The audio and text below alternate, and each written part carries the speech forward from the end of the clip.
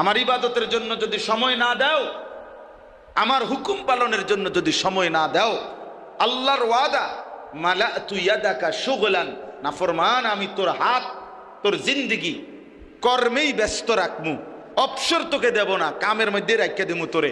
ওয়ালাম আসুদ্দা ফাকরাকা, কিন্তু আমি ওয়াদা দিলাম অভাব দূর করব না, অভাব দূর করব না। ঠিক আছে, কামে করো। আমার পরিচিত লোক আছে মিয়া, হুজুর এমন কাস্টমার 40 মিনিট ধরে পেশাবে ধরছে, পেশাবে ফাইটটা যাইতে আছে, কিন্তু মতনের টাইম নেই।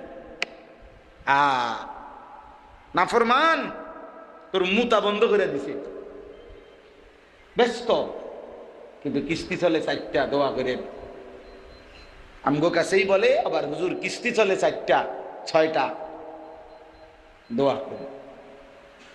আল্লাহ তাআলা বলছে নামাজেরও সময় নাই, আমার সেজদা দিবার টাইমও নাই, আমি তোমারে শান্তি দিতাম না। ঠিক আছে চলো,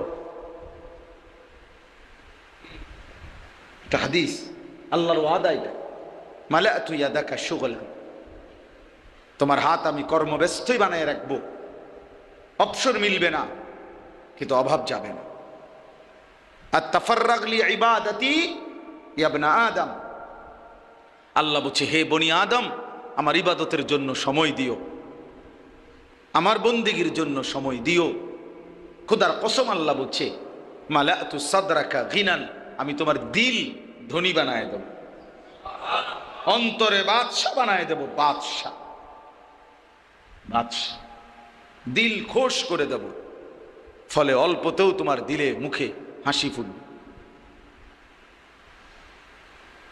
আর কি, আসুদ্দু ফাকরাকা, আমি নিজে আল্লাহ তোমার অভাব দূর করে দেব, বরকত দিয়ে দেব। ওয়ালাউ আন্না আহলাল কুরা আমানু ওয়াত্তাকাউ লাফাতাহনা আলাইহিম বারাকাতিম মিনাস সামাই ওয়াল আরদ। কোরআনে আল্লাহ বলেন, আমার কোন জনপদ, কোন জনগোষ্ঠী, কোন এলাকাবাসী, মহল্লাবাসী যদি ঈমান এবং তাকওয়ার উপরে ওঠে, আমি আল্লাহকে মেনে নেয়, গুনাহমুক্ত জীবন গড়ে নেয়, আমি ওয়াদা দিলাম আসমান জমিনের সমস্ত বরকত আমি আল্লাহ তাআলা তাদের জন্য খুলে দেব।